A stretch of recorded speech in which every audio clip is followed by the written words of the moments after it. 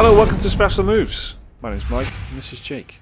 This week we're going to be talking about games that come out 3 times in like 10 days for some reason. There's three release dates for some games now. Depending on how much money you have. Really. Yeah, and how, Yep. and also where you've decided to put it.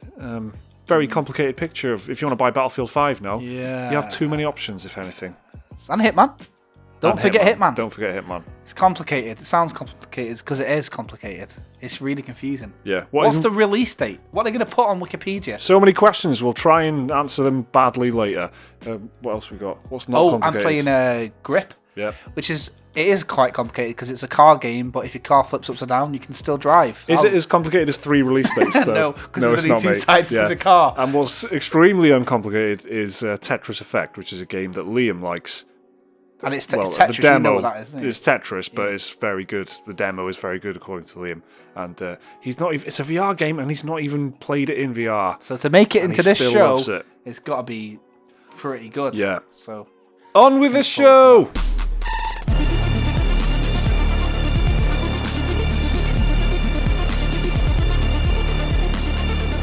Okay, so listen up, here's the situation. Hitman 2 is the sequel to Hitman, which in itself is... Hang on. Okay, got it. Hitman 2, sequel to Hitman. A.k.a. Hitman 1. Got you. But in fact, it's not Hitman 1. Hitman itself is a sequel to... Yeah, Hitman. and also Sound one of them complicated. games that's called Hitman, even though there's already a game called Hitman. Yeah. Doom. They're doing it everywhere. Halloween, the film. Halloween. Yeah. Anyway, so, Hitman. It's out on Friday, kind of. Depending on how much money you want to put down.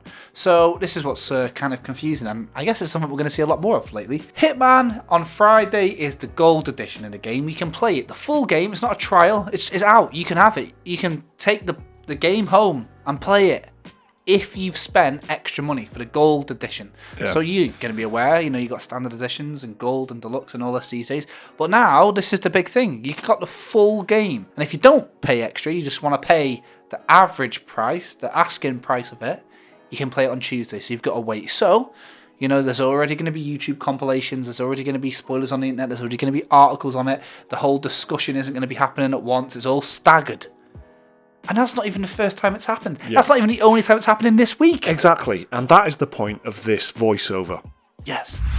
Battlefield 5 and Hitman 2, they're 2 big multi-platform AAA games arriving this November. Of course, they're both fundamentally games about murdering others, but they really don't have much in common. One is a first-person shooter, the other is a third-person, I'm not really sure what it is. Stealth, shooting, puzzling, sandbox. One is designed largely with multiplayer in mind, built for 64-player destruction with loud, abrasive combat. The other is an entirely single-player experience where blending in and manipulating the AI is the name of the game. But there is one thing that both of these games do very much share in common, and again, I'm not talking about the murdering. Officially speaking, Battlefield 5 is released on November the 20th, delayed a month from its initial October date, and available on PS4, Xbox One, and PC. Hitman 2 is out a week earlier on November the 13th, likewise for PC, PS4 and Xbox One. So far, so straightforward. But let me stick a big, juicy however in here for a moment. Battlefield 5 may be out on November the 20th, but some players will be in the game 11 days early. If you sign up to Origin Access Premier, that's EA's deluxe new subscription service that lets you access a library of games for a set fee, or you can play Battlefield 5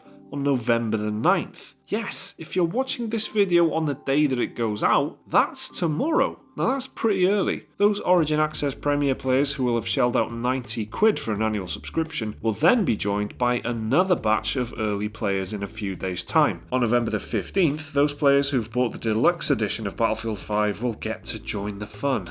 Now that's 5 days before the game's actual street release date of November the 20th, when they let all the scrubs in. So to recap, Battlefield 5 has 3 release dates, and some players will have an 11-day head start on the people who buy the standard edition on day 1. Hitman 2's situation by contrast looks a bit less silly, with Warner Brothers opting for just the 2 release dates with that one. Hitman 2 will be available on November the 9th, again that is tomorrow, to those who bought the Hitman 2 Gold or Collectors or whatever edition. That's 4 days before everyone else gets in on November the 13th. If you take a cursory glance glance back through the year's top releases, and you'll see that there's plenty of other games doing exactly this. Play Forza Horizon 4 4 days early with the Ultimate Edition. Play NBA 2K19 4 days early with the $100 Anniversary Edition. This sort of staggered release seems to be a new AAA staple now, like pre-order bonuses, season passes, microtransactions and all the rest before it. EA were big pioneers of this play early strategy, letting EA and Origin Access subscribers jump into their games for 10-hour trials before release,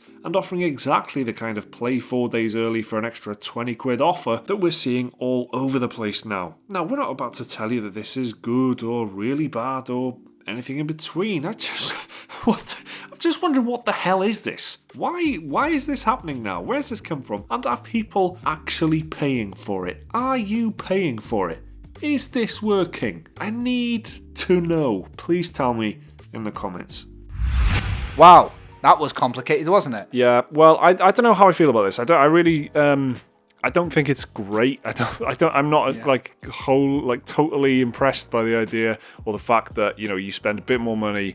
I also don't see it as a good value thing for me personally. Like, I never ever think of it as a good idea to spend another tenner, another £20, play the game early. Like, I just don't. I mean, I really like games and I talk about it on this YouTube channel, but yeah, I wouldn't go. Where's it going? Yeah, I wouldn't go, all right, I'll just drop another tenner so I can play it like 3 or 4 days early. It's annoying because it's almost targeted at people who are itchily excited. I think. I love Battlefield 5 beta time that I had, and I've been blabbing on about it for ages. Played it with patrons, and it was great. Yeah, it was a lot of fun. Exactly. We played it loads together, right? And the thing about it is, I was almost going, I've got to wait 2 more weeks. But then I realised, no, I can buy 2 games. I can buy Hitman and Battlefield for the price I could buy one of them early. So it's annoying. And, the way that, someone in our comment section actually said this, and it was like so bad it was good, but I'm going to relay it. The comment was so bad it's good.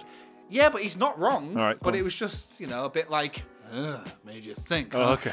It was like, yeah, do you get to My favourite genre of YouTube comment. Do you get to play it early if you paid more? Or do you get to play it late if you pay less? Whoa.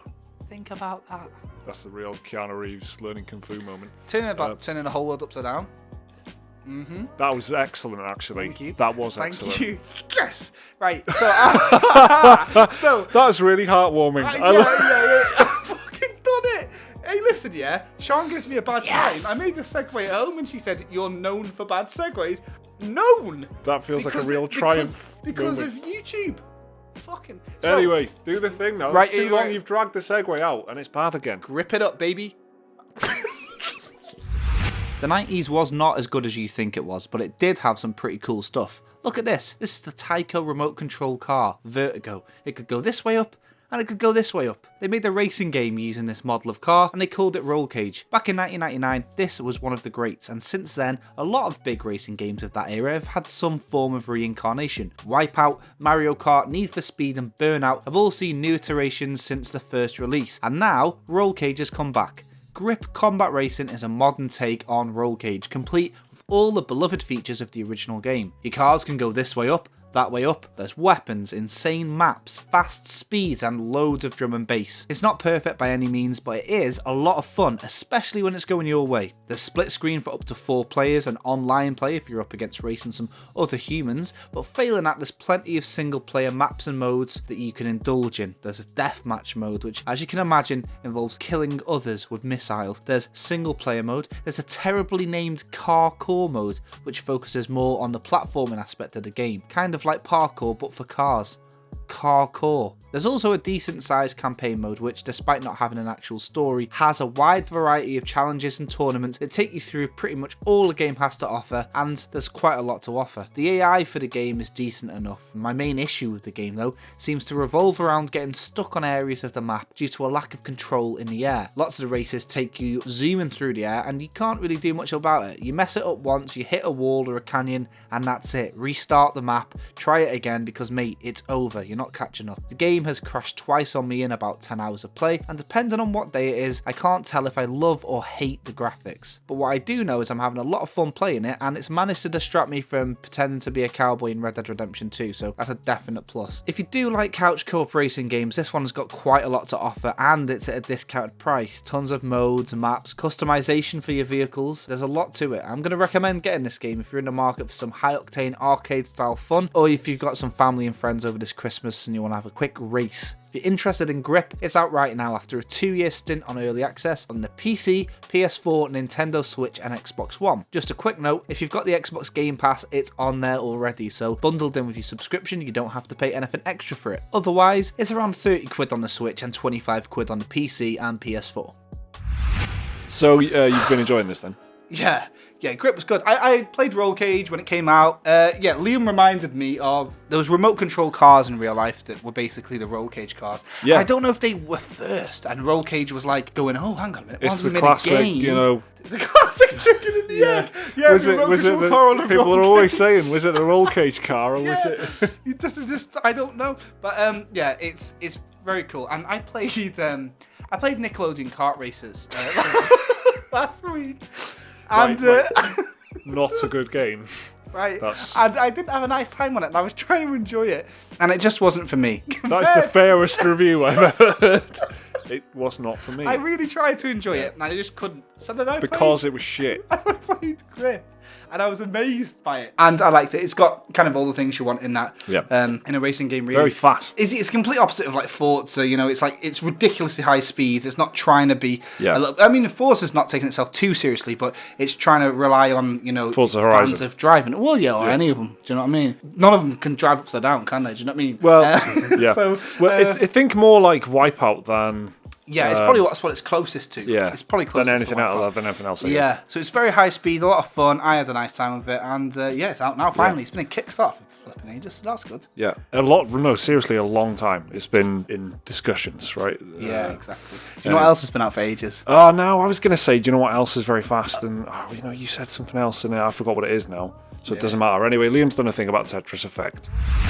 Earlier this week, I had the chance to check out the Tetris Effect weekend demo on the PS4, ahead of the game's full release on November the 9th. Now you might be thinking, Tetris? Didn't that game come out years ago on the Game Boy? Why is it on the PS4 all of a sudden? Well, Tetris Effect is the newest iteration of the classic puzzler, and with a few modern twists on the formula. So I'm going to try and explain what Tetris Effect is, and why it's actually very good. Developed by Resonair and published by Enhance Incorporated, Tetris Effect is a tile-matching puzzler based on the classic game we all know and love. The core gameplay remains the same as any other version of Tetris, with players positioning blocks called tetraminos in a grid as they try to form lines and achieve a high score. Tetris Effect does include some new gameplay changes, like the ability to hold the block for later use, and a new mechanic called the zone, which lets players clear multiple lines at the same time. There's also a bunch of different game modes, including a single player campaign, an endless marathon mode, and a series of challenges for players to complete called effect modes. The demo let players try out 3 stages from the campaign, 2 with the effect modes and the endless marathon, and I have to say the demo definitely left me wanting more. The full game will also have special events called weekend rituals, where players work together towards a community goal which, if met, rewards players with in-game items like avatars. But what makes Tetris Effect unique compared to the many other versions of Tetris is the music and visuals. Tetris Effect has been directed by Tetsuya Mizuguchi, a game designer who is perhaps best known for creating rhythm games like Rez and Luminous. Nearly all of Mizuguchi's games revolve around the gameplay being perfectly in sync with the music and visuals to create an almost zen-like experience for players. And I'm happy to say Tetris Effect does not disappoint in these areas, and during my time with the game, I was incredibly impressed by how well everything syncs together, especially the use of dynamic music. The game also supports PlayStation VR headsets if you are looking to take the immersion factor to the next level. But honestly, I still can't really explain the appeal of Tetris Effect, and it's one of those games where you kinda have to play it for yourself to see if you'd enjoy it or not. If you've played the developer's other games like Rez, then you'll probably enjoy Tetris Effect as well. But if you haven't played any of their previous games or games like them, then Tetris Effect is a tough one to recommend, just because it's so difficult to explain what makes it interesting. I never thought I would say I'm excited for a Tetris game, but for me, Tetris Effect might be one of the most interesting puzzle games I've ever seen, and I'm looking forward to the game's full release later in the week. So there you go folks, a quick rundown of Tetris Tetris Effect, which is out on November the 9th exclusively for the PS4. I've been Liam, see you next time.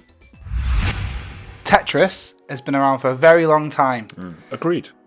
Liam does this all the time because Pac-Man, it's just Pac-Man, isn't it? No, it's not. There's loads. He was telling me about this Pac-Man game, like 256, 236, 17, whatever. It's a glitch level, and it's got a whole story behind it, and he's telling me about that. And then Tetris is like that as well. There's loads of him. There's loads of him. There's loads of that lovable mascot Tetris. Aren't they called Tetraminos? I don't know. I think they are, you know. I think that's what our name for a Tetris block is.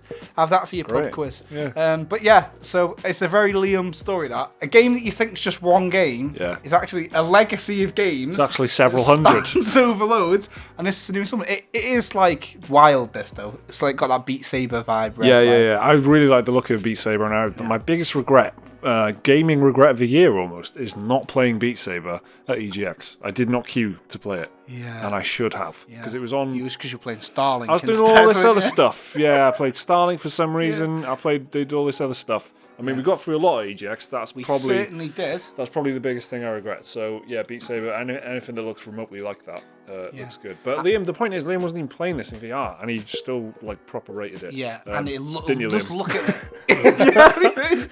Liam is right here, literally. Yeah. But yeah, he enjoyed it. He's agreeing. Should we end on that fourth wall break? I think we should. Bye. Imagine if Liam stopped the video. You just see his hand go over. It's like the Blair Witch. Just gave it the old thumbs up emoji. Yeah.